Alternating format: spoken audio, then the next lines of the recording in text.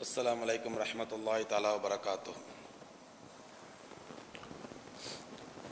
الحمد لله نحمده ونستعينه ونستغفره ونؤمن به ونتوكل عليه ونعوذ بالله من شرور أنفسنا ومن سيئات أعمالنا من يهده الله فلا مضل له ومن يضلل فلا هادي له ونشهد أن لا إله إلا الله وحده لا شريك له ونشهد أن سيدنا نبينا مولانا محمدا عبده ورسوله أما بعد فقد قال الله تعالى في القرآن العظيم والفرقان المجيد فأعوذ بالله من الشيطان الرجيم بسم الله الرحمن الرحيم ولن ترضى عنك اليهود ولا النصارى حتى تتبع ملتهم قل إن هدى الله هو الهدى صدق الله العظيم. وقال نبينا عليه الصلاة والسلام خالف اليهود والنصارى في كل أموركم أو كما قال عليه الصلاة والسلام. கண்ணியத்திற்கும் மரியாதைக்கும் உரிய பெரியோர்களே, சகோதரர்களே, தாய்மார்களே, அளவிலா கருணையும் நிகரிலா கிருபையும் கொண்ட எல்லாம் வல்ல அல்லாஹ் ரப்பல் ஆலமீன் உலகத்தில் எத்தனையோ பேருக்கு, எத்தனையோ உயர்ந்த மக்கள், சிறந்த மக்களுக்கெல்லாம் கிடைக்காத ஒரு மாபெரும் பொக்கிஷமாக, செல்வமாக தன்னுடைய தீனுல் இஸ்லாத்தை நமக்கெல்லாம் ரப்பல் ஆலமீன் வழங்கி அழகு பார்த்து கொண்டிருக்கின்றான். அருமை சகோதரர்களே, எம்பெருமானார் ஸல்லல்லாஹு அலைஹி வஸல்லம் அவர்கள் மூலமாக அல்லாஹ் சுப்ஹானஹு வ தஆலா இன்றைக்கு இந்த தீனுல் இஸ்லாத்தை முழுமைப்படுத்தி முக்கம்மலாக்கி இந்த உலக மக்களுக்கு வழங்க வேண்டும் என்று ரப்பல் ஆலமீன் தீர்மானித்து உலக மக்களுக்கு இந்த தீனுல் இஸ்லாத்தினுடைய மகத்துவத்தையும் மாண்பையும் வாரி வழங்க ஆரம்பித்தானோ, அன்றிலிருந்தே எல்லா விதத்திலும் அல்லாஹ்வை தங்களுக்கு எதிரியாக ஆக்கி கொண்ட, அல்லாஹ்வுடைய மார்க்கத்தை தங்களுக்கு எதிரான மார்க்கமாக ஆக்கி கொண்ட, அதன் காரணமாக அல்லாஹ்வுடைய கோபத்திற்கும் சாபத்திற்கும் ஆளாகி கியாமத் நாள் வரையில் அல்லாஹ்வுடைய சாபத்திற்குரிய சமுதாயம் என்று அல்லாஹ்வால் தன்னுடைய திருமறையிலே வஞ்சிக்கப்பட்ட சமுதாயமான யூத சமுதாயம் அன்றிலிருந்தே இந்த இஸ்லாத்தையும் முஸ்லிம்களையும் எதிர்க்க வேண்டும், அழிக்க வேண்டும் என்று கங்கணம் கட்டி இன்று வரை செயல்பட்டு கொண்டிருக்கிறார் என்பது நம்முடைய உலகத்தில் நிகழக்கூடிய அன்றாட நிகழ்வுகள் நமக்கு சொல்லித்தரக்கூடிய படிப்பினையும் பாடமும் ஆகும். அன்பு சகோதரர்களே, எம்பெருமானார் ஸல்லல்லாஹு அலைஹி வஸல்லம் அவர்கள் புனிதமான தீனுல் இஸ்லாத்தை மக்களுக்கு மத்தியிலே எடுத்து சொல்ல ஆரம்பித்த பொழுது மக்காவிலே எத்தனையோ விதமான எதிரிகள், மக்கத்து குறைஷிகளுடைய எதிர்ப்பு, மக்கத்து குறைஷிகளுடைய சித்திரவதை, அவருடைய தொல்லைகள், தொந்தரவுகள், பெருமானாருடைய உன்னதமான அழைப்பு பணியிலே, தாவா பணியிலே ஏற்பட்ட குறுக்கீடுகள் அனைத்தையும் எம்பெருமானார் ஸல்லல்லாஹு அலைஹி வஸல்லம் அவர்கள் அல்லாஹ்வுக்காக சகித்துக் கொண்டார்கள். சகித்துக் கொள்ளும்படி சஹாபாக்களுக்கு ஆறுதல் சொன்னார்கள். ஒரு கட்டத்திலே ஹப்பாப் இப்னு அரத் ரலியல்லாஹு தஆலா அன்ஹு என்ற சஹாபி மக்கத்து குறைஷிகளால் கடுமையான சித்திரவதை செய்யப்பட்டு ஒரு கம்பத்திலே கட்டி வைக்கப்பட்டு முள் நிறைந்த சாட்டையால் அடிக்கப்படுகின்றார்கள். ஹப்பாப் ரலியல்லாஹு தஆலா அன்ஹு அந்த பாதையிலே பெருமானார் ஸல்லல்லாஹு அலைஹி வஸல்லம் அவர்கள் கடந்து செல்கின்றார்கள். ஹப்பாப் ரலியல்லாஹு தஆலா அன்ஹு இஸ்லாத்தை ஏற்றுக்கொண்டதற்காக அவர்களுக்கு ஏற்படக்கூடிய இந்த சித்திரவதையை பார்த்து பெருமானார் ஸல்லல்லாஹு அலைஹி வஸல்லம் அவர்கள் கண்ணீர் வடிக்கின்றார்கள். எதிர்த்து குரல் கொடுக்கவில்லை, எதிர்க்கவில்லை, அல்லது ஹப்பாப் ரலியல்லாஹு தஆலா அன்ஹுவை தாக்கியவர்களை பெருமானார் தாக்கவில்லை. ஏனென்றால் அந்த நேரத்திலே அவர்களுக்கு கொடுக்கப்பட்ட அல்லாஹ்வுடைய உத்தரவு என்னவென்றால் ஃபஸ்பிர் வஅரித் அனில் ஜாஹிலீன், எந்த தொல்லைகள் கொடுத்தாலும் அல்லாஹ்வுக்காக சகித்துக் கொள்ளுங்கள், பொறுத்துக் கொள்ளுங்கள், இந்த மடையர்கள் செய்யக்கூடிய அநியாயங்களை ஒரு பொருட்டாக நினைக்காதீர்கள் என்பதுதான் அல்லாஹ் தரப்பிலிருந்து பெருமானாருக்கு கொடுக்கப்பட்ட உத்தரவு. அதனால் ஹப்பாப் ரலியல்லாஹு தஆலா அவர்கள் கடுமையான இரும்பு முள் சாட்டையால் தாக்கப்பட்ட பொழுது கூட கதறி அழுகின்றார்கள், துடிக்கின்றார்கள். அந்த நேரத்தில் பெருமானார் ஸல்லல்லாஹு அலைஹி வஸல்லம் அவர்கள் ஹப்பாப் ரலியல்லாஹு தஆலா அன்ஹுக்கு சொன்ன வார்த்தை என்ன தெரியுமா? இஸ்பிர் யா ஹப்பாப் ஃபஇன்ன மௌஇதக்கல் ஜன்னah. ஹப்பாபே, பொறுத்துக்கொள், சகித்துக்கொள், அல்லாஹ் உனக்கு வாக்களித்திருக்கும் இறுதி இடம் சொர்க்கம்தான், அந்த சொர்க்கத்தை நினைத்து இங்கே சகித்துக்கொள் என்று பெருமானார் ஸல்லல்லாஹு அலைஹி வஸல்லம் அவர்கள் கப்பாப் ரலியல்லாஹு தஆலா அன்ஹுக்கு ஆறுதல் சொன்னார்கள். பெருமானாருடைய இந்த ஆறுதல் சஹாபாக்களுக்கு மிகப்பெரிய உற்சாகமாகவும் உத்வேகமாகவும் இருந்தது. ஆனால் எப்பொழுது பெருமானார் ஸல்லல்லாஹு அலைஹி வஸல்லம் மக்காவிலிருந்து ஹிஜ்ரத் செய்து மதீனாவுக்கு வந்து விட்டார்களோ அதற்கு பிறகு அல்லாஹ் ரப்பல் ஆலமீன் சபரோடு இருங்கள், பொறுமையோடு இருங்கள் என்ற சட்டத்தை மாற்றி வகாத்திலு அல்லதீன யுகாத்திலூனக், நபியே உங்களோடு யார் சண்டையிட வருகிறார்களோ, உங்களோடு யார் போரிட வருகின்றார்களோ, உங்களோடு யார் ஆயுதம் ஏந்தி வருகிறார்களோ அவர்களிடத்திலே ஒரு கன்னத்தில் அறைந்தால் மறு கன்னத்தை காட்டுங்கள் என்ற பைத்தியகரத்தனமான சட்டத்தை அல்லாஹ் உங்களுக்கு சொல்லித் தர மாட்டான். மாறாக வகாத்திலுல்லதீன யுகாத்திலூனக ஃபீ சபீலிக், உங்களோடு யார் போரிடுகிறார்களோ சண்டையிடுகிறார்களோ அவர்களோடு அல்லாஹ்வுடைய பாதையிலே நீங்களும் எதிர்த்து போராடுங்கள், சண்டையிடுங்கள். அவர்கள் எந்த அளவுக்கு தாக்குகிறார்கள் அந்த அளவுக்கு நீங்களும் தாக்குங்கள் என்று சொல்லிவிட்டு ரப்பல் ஆலமீன் போரினுடைய ஒழுக்கங்களை ஆதாபுல் மாரிகா என்று சொல்லக்கூடிய ஆதாபுல் ஜிஹாத் என்று சொல்லக்கூடிய ஜிஹாதுடைய ஒழுக்கங்களை ரப்பல் ஆலமீன் கற்றுக் கொடுத்தான். எப்படி? அவர்கள் சமாதானமாகிவிட்டால் நீங்களும் சமாதானமாகிவிட வேண்டும். உலா தாத்ததோ, நீங்கள் வரம்பு மீறக்கூடாது. அல்லாஹ் அனுமதித்து விட்டான் என்பதற்காக நீங்கள் வரம்பு மீறக்கூடாது. அவர்கள் வரம்பு மீறினால் நீங்களும் வரம்பு மீறுங்கள். ஃபாத்தது பிமிஸ்லி மாத்தது அலைக்கும், அவர்கள் எந்த அளவுக்கு வரம்பு மீறுகிறார்களோ அந்த அளவுக்கு நீங்களும் வரம்பு மீறுங்கள். அவர்கள் சமாதானமாகிவிட்டால் நீங்களும் அமைதியாகி விடுங்கள். உங்களிடத்தில் பலம் இருக்கிறது என்பதற்காக, தைரியம் இருக்கிறது என்பதற்காக, அல்லாஹ்வுடைய பாதையில போரிட்டு மாண்டால் ஷஹாதத் கிடைக்க வேண்டும் என்பதற்காக சமாதானமாக இருக்கக்கூடிய மக்களை அடிக்க கூடாது. அவர்கள் அடித்தால் நீங்கள் திருப்பி அடிங்கள் என்ற உத்தரவை பெருமானார் ஸல்லல்லாஹு அலைஹி வஸல்லம் அவர்களுக்கு கொடுத்த பிறகுதான் மக்கத்து குறைஷிகளும் பயப்பட ஆரம்பித்தார்கள், மதீனாவில் இருந்த யூதர்களும் பயப்பட ஆரம்பித்தார்கள். இனிமேல் முகமது மக்காவில் இருந்ததை போன்று அடித்தால் தாங்கிக் கொண்டிருக்க மாட்டார், பொறுத்துக் கொண்டிருக்க மாட்டார், அடித்தால் திருப்பி அடிக்கும்படி அல்லாஹ்விடத்திலிருந்து அவருக்கு உத்தரவு வந்து விட்டது, ஆகவே திருப்பித்தான் அடிப்பார்கள் என்பதை, அப்படி சஹாபாக்கள் திருப்பி அடிக்கும் பொழுது அல்லாஹ்வுடைய உதவியும் அவர்களோடு இருக்கும் என்பதை ரப்பல் ஆலமீன் பத்ர் காலத்திலும் உஹது காலத்திலும் சஹாபாக்கள் காட்டினான்.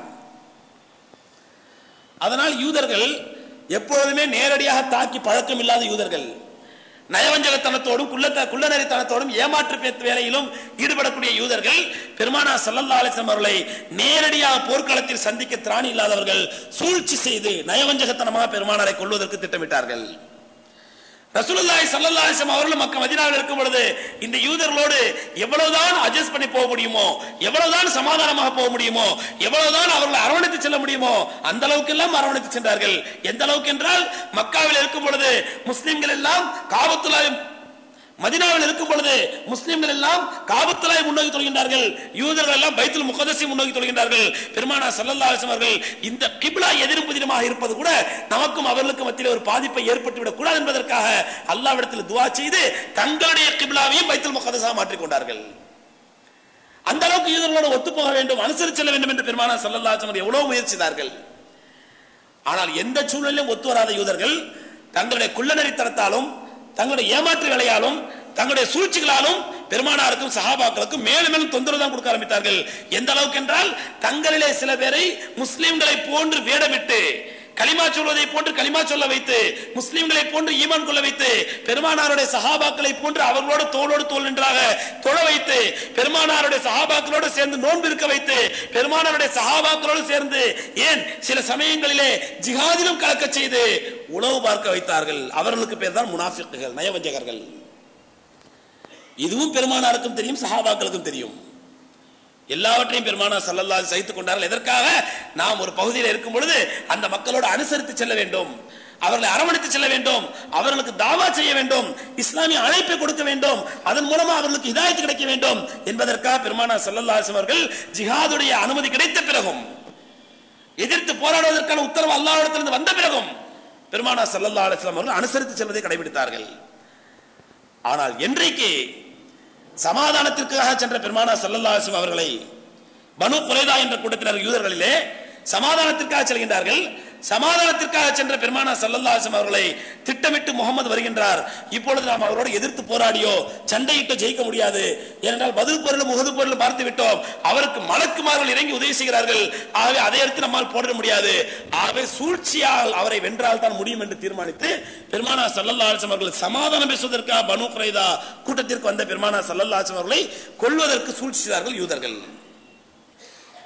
கோட்டை மதில் சுவருடைய நிழலிலே பெருமானார் ஸல்லல்லாஹு அலைஹி வஸல்லம் அவர்களும் பனு குறைதாவுடைய தலைவர்களும் சூழ்ந்திருக்கிறார்கள். ஒரு சில சஹாபாக்களும் அமர்ந்திருக்கிறார்கள்.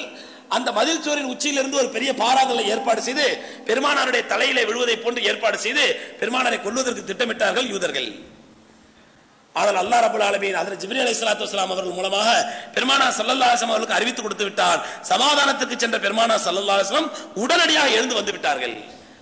அப்பொழுதுதான் அல்லாஹ் ரப்பல் ஆலமீன் பெருமானாருக்கு உத்தரவிட்டான், வலன் தரல்லா அன்கல் யஹூது வலன் நஸாரா, நபியே இந்த யூதர்களோடும் இந்த கிறிஸ்தவர்களோடும் இந்த நசாராக்களோடும் நீங்கள் அனுசரித்து செல்லலாம், அட்ஜஸ்ட் பண்ணி போகலாம், சமாதானம் போகலாம் என்று ஒருபோதும் நினைக்காதீர்கள்.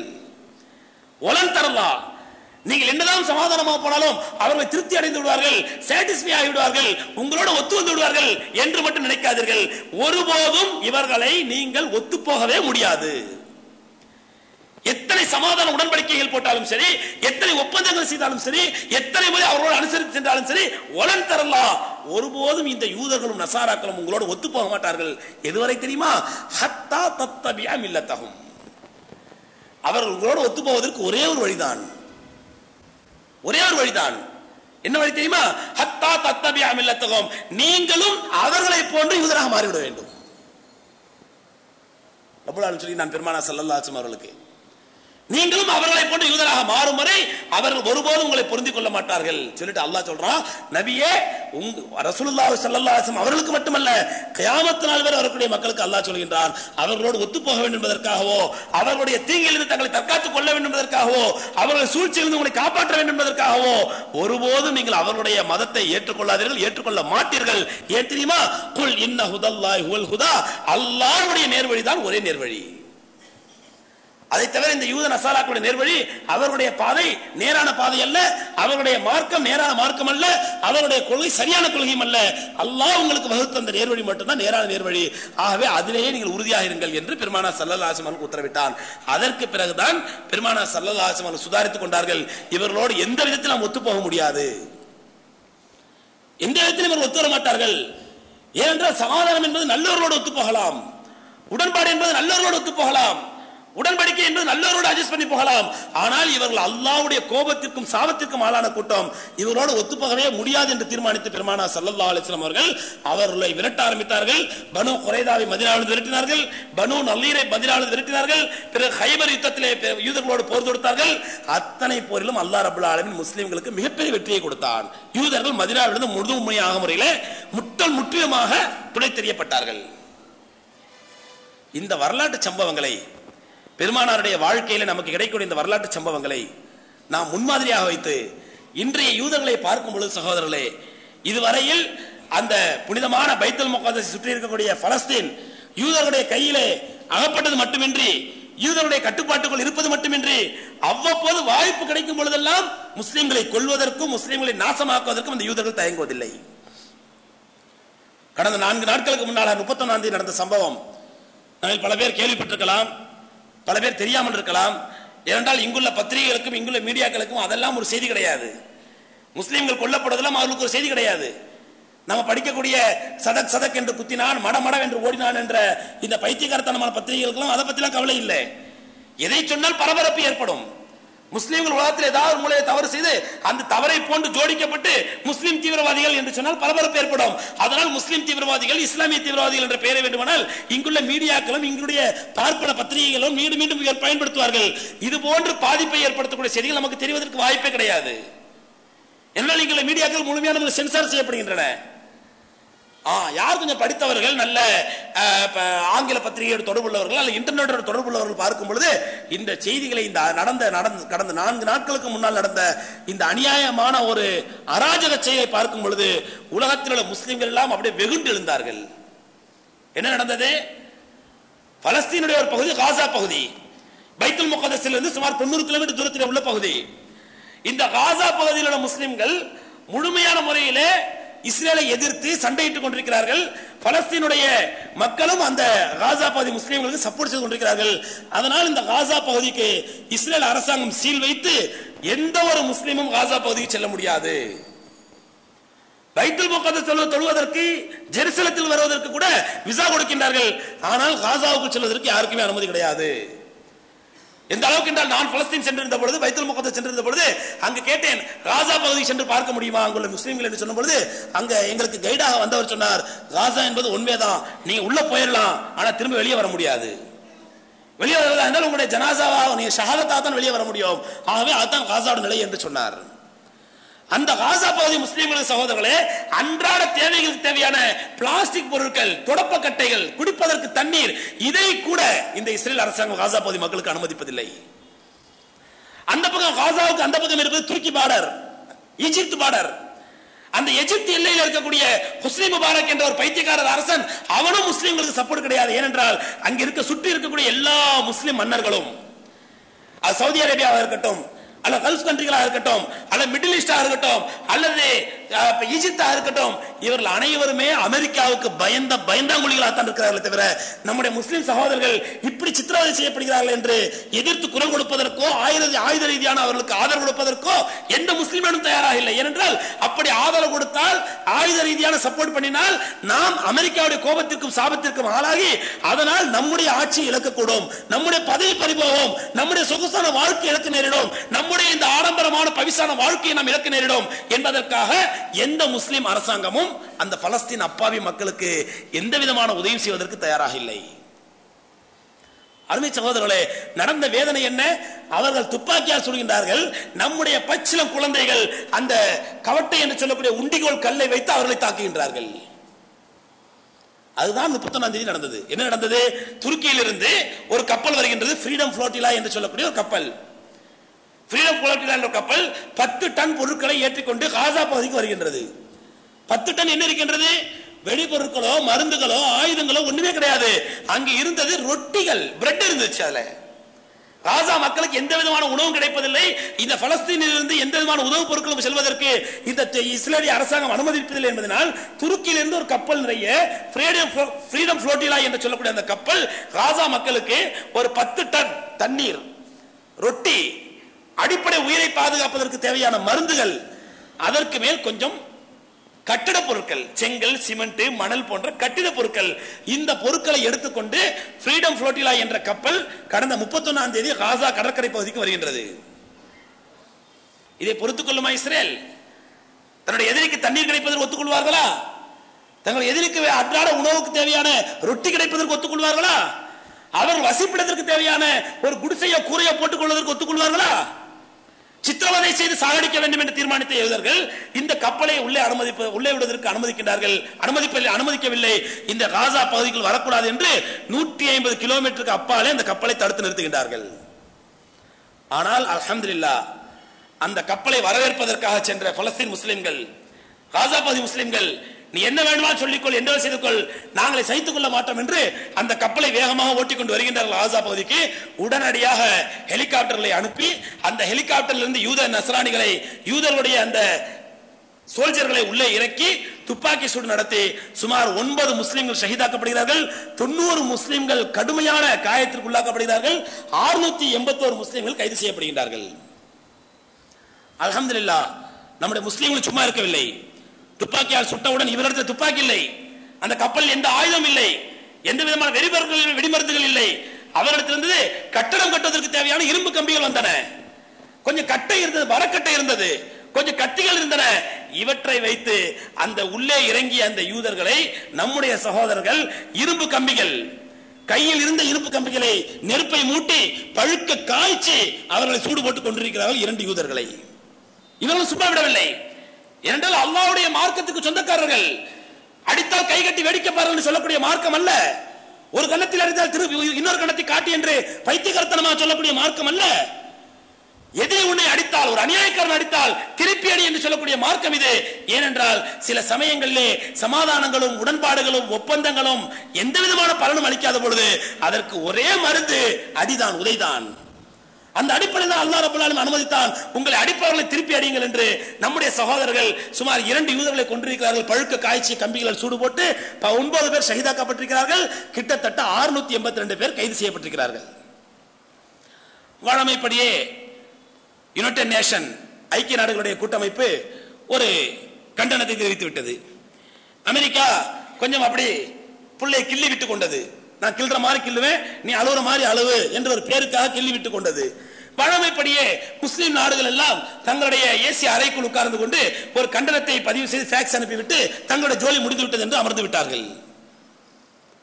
அன்பு சகோதரர்களே, இப்படி இஸ்லாம் தாக்கப்படும் பொழுது, முஸ்லிம்கள் அநியாயம் தாக்கப்படும் பொழுது, வெறும் உணவுப் பொருட்கள், தங்களுடைய வாழ்வாதாரத்திற்கு தேவையான மருந்துகள், தங்களுடைய அடிப்படை வீடு கட்டுவதற்கு தேவையான கட்டட பொருட்களை எடுத்து சென்ற முஸ்லிம்களை இப்படி சித்திரவதை செய்து கொண்டிருக்கிறார்கள் இந்த யூத சோல்ஜர்கள், யூத அநியாயக்காரர்கள். ஆனால் இவர்களை தட்டி கேட்பதற்கு, நீ செய்த தவறு என்று சொல்வதற்கு அல்லது அந்த இஸ்ரேல் மீது பொருளாதார தடை விதிப்பதற்கு உலகத்திலே யாருக்கும் தைரியம் இல்லை, எந்த விதமான யோக்கியதை இல்லை யாருக்கும். பழமைப்படியே முஸ்லிம்கள் பாவம் தங்களுடைய ஆதங்கத்தை காட்டுவதற்கு அவ்வப்போது எங்காவது ஒரு 4 ரோட்ல நின்று கூச்சலிடுவது, ஒப்பாரி வைப்பது, போராட்டம் நடத்துவது, ஆர்ப்பாட்டம் நடத்துவது, அதனால் எந்த பலனும் விளைய போவதில்லை. அதே போன்று நம்முடைய இந்தியாவில் இருக்கக்கூடிய சில அமைப்புகள் தங்களுடைய இருப்பை காட்டிக் கொள்வதற்காக நாங்களும் இருக்கிறோம் என்பதை மக்கள் மறந்துவிடக் கூடாது என்பதற்காக ஒரு போராட்டத்தை அறிவிப்பார்கள். அந்த போராட்டத்தில் கலந்து கொள்ளக்கூடிய அப்பாவி பொதுமக்கள் சரி நம்முடைய ஆதங்கத்தை இப்படியாவது வெளிப்படுத்தலாமே என்று அங்கே போய் வெளிப்படுத்துவார்கள். வெளிப்படுத்திவிட்டு பாலஸ்தீன் முஸ்லிம்களுக்கு ஆதரவாக பார்க்கன் போஸ்ட் ஆபீஸுக்கு எதிரில் கத்துவதனால என்ன பிரயோஜனம்? அதனால என்ன பலன் விளைந்து போடுது? ஒரு முஸ்லிமை பொறுத்தவரையில அவருக்கு பயன் இல்லாத வேற என்னதான் வழி? நாம் நினைக்கலாம், நம்முடைய எதிர்ப்பை காட்டுவதற்கு, நம்முடைய ஆதங்கத்தை காட்டுவதற்கு, பலஸ்தீன் முஸ்லிம்களுக்கு சப்போர்ட் செய்வதற்கு என்னதான் வழி என்று நினைக்கலாம். ஆனால் சகோதரர்களே, வழி இல்லை என்பதற்காக எதையாவது செய்வதற்கு மார்க்கத்தில் இடமில்லை. என்ன செய்யலாம்? இது போன்ற நேரத்திலே நாம் செய்ய வேண்டிய கடமை ஒரே கடமைதான், ஒரே காரியம்தான். என்று வரை உலகத்திலே உலகளாவிய முஸ்லிம்களுக்கு ஒரு ஹிலாஃபத், ஒருமித்த தலைமை ஏற்படாதோ, உலக முஸ்லிம்களுக்கு ஒருமித்த ஒரு பொறுப்புள்ள தலைமை ஏற்படாதோ, ஒரு கண்ணியத்திற்குரிய ஒரு ஹிலாஃபத் ஏற்படாதோ, ஒரு கலீஃபா ஏற்பட மாட்டார்களோ, அதுவரை இதற்கு ஒரு நிரந்தர தீர்வை காண முடியாது. சரி, நிரந்தர தீர்வு ஏற்படும் வரை நாம் என்ன செய்யலாம்? தற்காலிக தீர்வாக பலஸ்தீன் மக்கள் அந்த யூதர்களை எதிர்த்து ஜிஹாத் செய்கிறார்கள், போராட்டம் நடத்தி கொண்டிருக்கிறார்கள் என்றால் அந்த பலஸ்தீன் மக்களுக்கு ஆயுத உதவி செய் என்று நாம் இந்திய அரசாங்கத்தை நிர்பந்திக்க வேண்டும். ஆர்ப்பாட்டம் செய்பவர்கள் ஏதோ இஸ்ரேலை கண்டிப்பதில் பிரயோஜனம் இல்லை. அப்படி கண்டிப்பதாக இருந்தால் இந்திய அரசாங்கத்தை நிர்பந்தம் பிடிக்க வேண்டும். எப்படி நிர்பந்தம் வைக்க வேண்டும்? தங்களை தற்காத்துக் கொள்வதற்காக அப்பாவி பலஸ்தீன் முஸ்லிம்களுக்கு இந்திய அரசாங்கமே ஆயுத உதவி செய். எப்படி அவர்கள் தற்காத்துக் கொள்ள முடியும் தங்களை? இஸ்ரேல் ராணுவம் துப்பாக்கியால் சுடுகிறது, இவர்கள் உண்டிகோலை வைத்தும் கவட்டையை வைத்தும் சுட்டுக் கொண்டிருக்கிறார்கள், அடித்துக் கொண்டிருக்கிறார்கள் என்றால் எதுவரை இவர்களுக்கு தற்காத்துக் கொள்ள முடியும்? ஆகவே உலக நாடுகள் அல்ல ஐக்கிய நாடு சபைகளோ அல்ல மற்ற முஸ்லிம் நாடுகளோ அல்ல இந்தியாவோ பலஸ்தீன் மக்களுக்கு நல்ல முறையில் ஆயுத உதவி செய்ய இந்திய அரசாங்கத்தை நிர்பந்திக்க வேண்டும். அதற்கு அடுத்தபடியாக குறைந்தபட்சம் சகோதரர்களே, நம்முடைய ஒவ்வொரு தொழுகையிலும் ஒவ்வொரு துவாவிலும் அந்த மக்களுக்காக மனதில் நிறுத்தி துவா செய்ய வேண்டும். அன்றாடம் செத்து செத்து பிழைத்துக் கொண்டிருக்கிறார்கள்.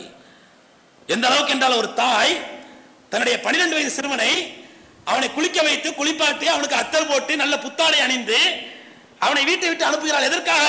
பள்ளிக்கூடத்திற்கு அல்ல, மதரசாவிற்கு அல்ல, அல்லது ஏதோ ஒரு ஈது தொழுகைக்காக, பெருநாள் தொழுகைக்காக மகனே போய் பள்ளிவாசலுக்கு போய் பெருநாள் தொழுது விட்டு வா என்பதற்காக அல்ல. தன்னுடைய 12 வயது சிறுவனை ஒரு தாய் புத்தாடை அணிவித்து அத்தர் போட்டு தலைவாரி எண்ணெய் சீவி அந்த பிள்ளையை அனுப்பி வைக்கிறாள். கையிலே கவட்டையை கொடுத்து, மகனே போய் யூதர்களை எதிர்த்து ஜிஹாத் செய்துட்டு வா என்று சென்ற மாத்திரத்திலே 10 நிமிடங்களிலே அந்த சிறுவன் திரும்பி வருகின்றான், ஜனாசாவாக, சடலமாக. தாய் மனநிறைவோடு ஏற்றுக்கொள்கின்றாள். இது அங்க பலஸ்தீனிலே அன்றாடம் நடக்கக்கூடிய நிகழ்வு. நான் சென்ற வாரத்தில் முந்தைய வாரம் கூட பலஸ்தீன் நிலைமைகளை சொன்னேன். அப்பொழுது ஒரு செய்தி சொல்ல மறந்துவிட்டேன்.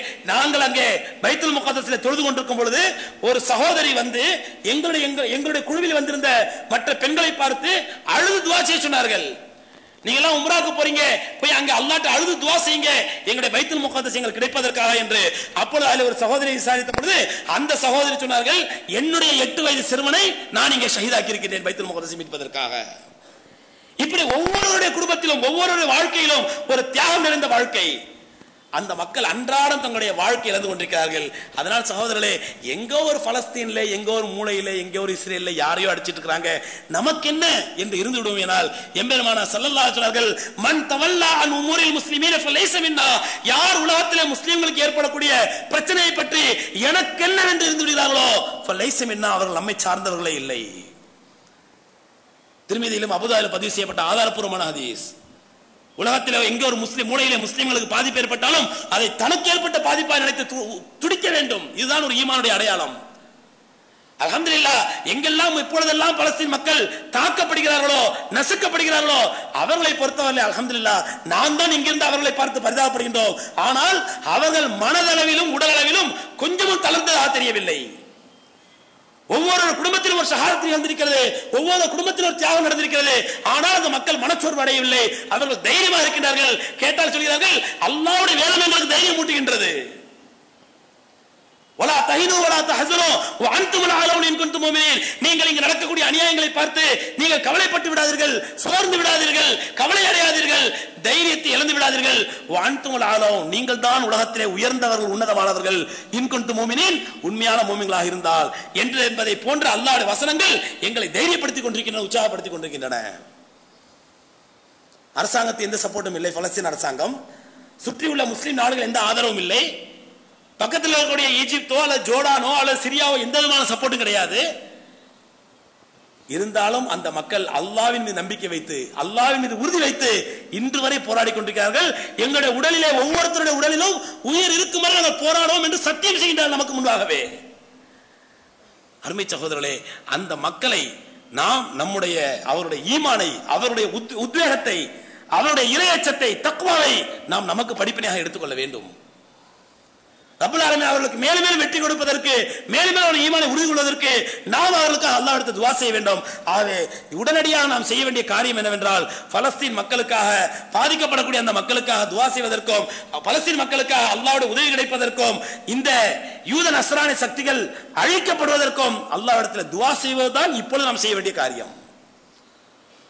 அல்லாஹ் ரப்பல் ஆலமீன் எப்பொழுதாவது வாய்ப்பு கிடைத்தால், அல்லாஹ்வின் தரப்பிலிருந்து நமக்கு அனுமதி கிடைத்தால், அல்லாஹ்வின் தரப்பிலிருந்த அரசாங்கத்தின் தரப்பிலிருந்தோ அல்ல ஏதோ ஒரு வகையில் நமக்கு வாய்ப்பு கிடைத்தால் நிச்சயமாக நான் அல்லாஹ்வுடைய கிப்லாவை பைத்துல் முகத்தஸை மீட்பதற்காக தேவைப்பட்டால் என்னுடைய உயிரையும் கொடுத்து ஷஹீதாவேன் என்ற சிந்தனையோடு, என்ற எண்ணத்தோடு அந்த மக்களுக்காக இப்பொழுது துஆ செய்வோம். ஆகவே அன்புக்குரிய சகோதரர்களே, இப்படிப்பட்ட அட்டூழியங்கள், அநியாயங்கள் அவ்வப்போது நடந்து கொண்டேதான் இருக்கும். ஏதோ ஒன்று நடந்துச்சு, திரும்ப 5 வருஷத்துல ஒரு ரகம் நடக்கும், மறந்துடுவோம், திரும்ப நடக்கும், திரும்ப மறந்துடுவோம் என்று இருப்பதை விட அங்குள்ள மக்கள் அல்லாஹ்வுடைய பைத்துல் முகத்தஸை மீட்டெடுப்பதற்கும் தற்காத்துக் கொள்வதற்கும் போராடி கொண்டிருக்கிறார்கள். நாம் செய்ய வேண்டியது என்னவென்றால், அரசாங்கத்திற்கு, குறிப்பாக இந்திய அரசாங்கத்திற்கு உங்களுக்கு வாய்ப்பு கிடைத்தால் ஜனாதிபதிக்கோ பிரதமருக்கோ தந்தி அனுப்புங்கள். எப்படி தந்தி அனுப்புங்கள்?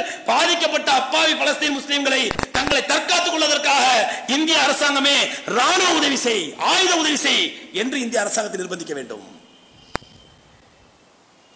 ஏன்னா இந்தியாவை பொறுத்தவரையிலே பலஸ்தீன் இஸ்ரேல் பிரச்சனை எப்படி இருக்குதுன்னு சொன்னா, பூனைக்கும் நண்பன் பாலுக்கும் காவல் என்று சொல்வார்கள். பாலுக்கும் காவலா இருந்துக்கணும், பூனைக்கும் ஃப்ரெண்டா இருந்துக்கணும் என்பதை போன்ற ஒரு முனாஃபிக்தனமான முடிவைத்தான் இந்திய அரசாங்கம் கைகொண்டு கொண்டிருக்கிறது. இஸ்ரேலுக்கும் சப்போர்ட். 1948 அமெரிக்காவுடைய கள்ள குழந்தையான உருவாக்கப்பட்ட இஸ்ரேலுக்கு எந்த நாடும் அங்கீகாரம் கொடுக்காத நிலையிலே இந்திய அரசாங்கம் வாஜ்பாய் நரசிம்மராவ் பிரதமராக இருக்கும் பொழுது, அதற்கு பிறகு வாஜ்பாய் பிரதமராக ஆன பொழுது இந்த இந்திய அரசாங்கம் இஸ்ரேலுடைய அரசை ஏற்று அங்கீகரித்து இங்கே இஸ்ரேலுடைய தூதரகத்தை திறந்தார்கள். மிகப்பெரிய அநியாயம் செய்து, அதே நேரத்தில் பலஸ்தீன் முஸ்லிம்களுக்கும் நாங்கள் ஆதரவு என்று சொல்லிக்கொண்டு பலஸ்தீனும் தங்களுடைய தூதரகத்தை வைத்திருக்கிறார்கள். ஆகவே இப்படிப்பட்ட ஒரு ரெண்டுங்கிட்ட நிலையை, ஒரு முனாஃபிக்தனமான நிலையை இந்தியா மேற்கொள்வதை எதிர்த்து நாம் இந்திய அரசாங்கத்திற்கு நம்முடைய எதிர்ப்பை தெரிவிக்க வேண்டும். எப்படி? உடனடியாக அந்த பாதிக்கப்படக்கூடிய பலஸ்தீன் மக்களுக்கு ஆயுத உதவி செய்யுங்கள், ராணுவ உதவி செய்யுங்கள், இஸ்ரேலை எதிர்த்து அந்த மக்களுக்கு சப்போர்ட் செய்யுங்கள் என்று நாம் இந்திய அரசாங்கத்தை நிர்பந்திக்க வேண்டும். இதுதான் நாம் செய்ய வேண்டிய உருப்படியான முயற்சி. ஏதோ ரோட்ல இருந்து 1 மணி நேரம் கத்தணும், 1/2 மணி நேரம் வெயில் நின்று தொண்டை தண்ணி போக கத்தணும், வேர்வை சிந்தணும், எந்த பிரயோஜனமும் இல்லை. அதனால எந்த பலனும் ஏற்பட போவதில்லை. இந்திய முஸ்லிம்கள் ஒட்டுமொத்தமாக தங்களுடைய எதிர்ப்பை காட்ட வேண்டும் என்றால் அரசாங்கத்தை நிர்பந்திக்க வேண்டும். அடுத்தபடியாக அல்லாஹ்விடத்தில் துஆ செய்ய வேண்டும். இந்த 2 காரியங்கள் தான் சகோதரர்களே நாம் அந்த மக்களுக்காக செய்யக்கூடிய உதவியாக இருக்கும். அதே நேரத்தில் நான் அடிக்கடி சொல்வதுண்டு, இஸ்லாம் தாக்கப்படும் பொழுதெல்லாம், முஸ்லிம்கள் தாக்கப்படும் பொழுதெல்லாம் நிச்சயமாக முஸ்லிம்கள் சோர்ந்து விட மாட்டார்கள். இஸ்லாம் ஆண்டு விடாது, இஸ்லாம் சோர்ந்து விடாது. மாறாக இஸ்லாம் எங்கெங்கெல்லாம் தாக்கப்படுகிறதோ, முஸ்லிம்கள் எப்பொழுதெல்லாம் தாக்கப்படுகிறார்களோ அப்பொழுதெல்லாம் உத்வேகம் கொண்டுதான் எழுவார்கள். ஆகவே நாம் இப்பொழுது கடைபிடிக்க வேண்டிய உத்வேகம் என்னவென்றால், இஸ்லாத்தை தாக்குவதற்காக பலஸ்தீன் முஸ்லிம்களை தாக்கும் பொழுது நாம் கடைபிடிக்க வேண்டிய உத்வேகம் என்னவென்றால் சகோதரர்களே, ஒட்டுமொத்தமாக பெருமானார் ஸல்லல்லாஹு அலைஹி வஸல்லம் சொன்னார்கள், ஹாலிஃபுல் யஹூத வன் நஸாரா, யூத நஸ்ரானிகளுக்கு நீங்கள் மாற்றம் செய்யுங்கள். யூதர்கள் என்ன கலாச்சாரத்தை மேற்கொள்கிறார்களோ அந்த கலாச்சாரத்திற்கு மாற்றமாக இஸ்லாமிய கலாச்சாரத்தை மேற்கொள்ளுங்கள். ஆகவே இப்படிப்பட்ட காலகட்டத்திலே யூதர்களுக்கு எதிர்ப்பு தெரிவிக்கும் விதத்திலே இஸ்லாமிய கலாச்சாரத்தின் மீது நமக்கு உறுதி ஏற்பட வேண்டும். ஆனா இன்னைக்கு யூதர்கள் ஏதாவது ஒரு கலாச்சாரத்தை உலகத்திற்கு அறிமுகப்படுத்தினால் அதை முதலில் கையில் எடுக்கக்கூடிய முஸ்லிம்களாக தான் இருக்கின்றார்கள். முதலில் அந்த கேடுகட்ட அசிங்கமான கலாச்சாரத்தை பின்பற்றக்கூடியவர்கள் முஸ்லிம்களாக தான் இருக்கிறார்கள். இந்த நிலை மாறி எம்பெருமானார் ஸல்லல்லாஹு அலைஹி வஸல்லம் லஅனல்லாஹுல் யஹூத வன் நஸாரா, சக்கராத் நேரத்திலே மரணிக்கும் நேரத்திலே இந்த யூதர்களால் பல்வேறு தொல்லைகளுக்கும் துயரங்களுக்கும் ஆட்படுத்தப்பட்ட வேதனை பெருமானார் ஸல்லல்லாஹு அலைஹி வஸல்லம் இந்த யூத நஸாராக்களை அல்லாஹ் சபிப்பானாக பெருமானார் பத்வா செய்தார்கள். காரணம் என்ன? அவர்கள் ஏற்படுத்திய தாக்கம் அப்படி. ஆகவே நாமும் அவர்களுக்காக பத்வா செய்வோம். அல்லாஹ் அவர்களை நாசமாக்குவதற்காக வேண்டியும் முஸ்லிம்களுக்கு வெற்றியை கொடுப்பதற்காக பத்வா செய்வதோடு முஸ்லிம்களுக்காக துவா செய்வதோடு எந்த விஷயத்திலும் யூத நஸரானிகளுடைய கலாச்சாரம் நம்மிடத்தில் வந்துவிடக் கூடாது என்பதில் உறுதியாக இருக்க வேண்டும். அடுத்தபடியாக உலகத்திலேயே கன்சியூமிங் பவர் என்று சொல்லக்கூடிய பவர் அல்லாஹ் முஸ்லிம்களுக்கு தான் கொடுத்திருக்கின்றான்.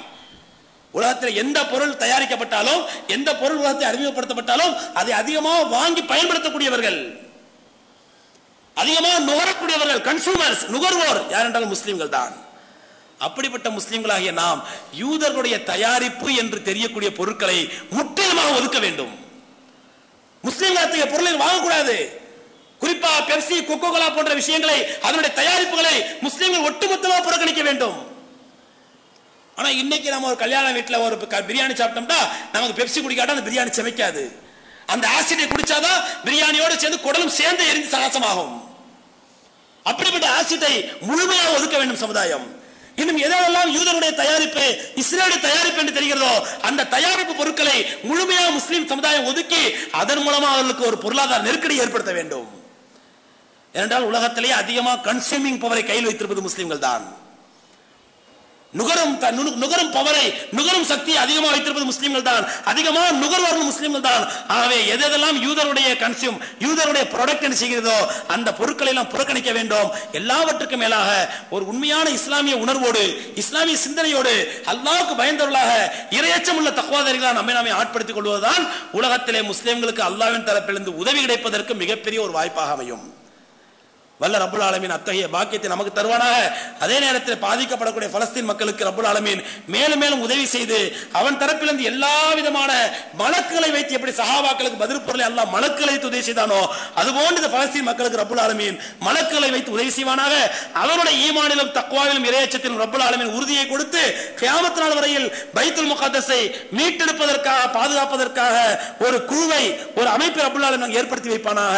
அந்த மக்களுக்காக துஆ செய்யக்கூடிய பாக்கியத்தை ரப்புல் ஆலமீன் நமக்கு தந்தருள்வானாக. வாஹிரு தாவானா அல்ஹம்துலில்லாஹி ரப்பில் ஆலமீன். அஸ்ஸலாமு அலைக்கும் வரஹ்மத்துல்லாஹி தஆலா வபரகாத்துஹு.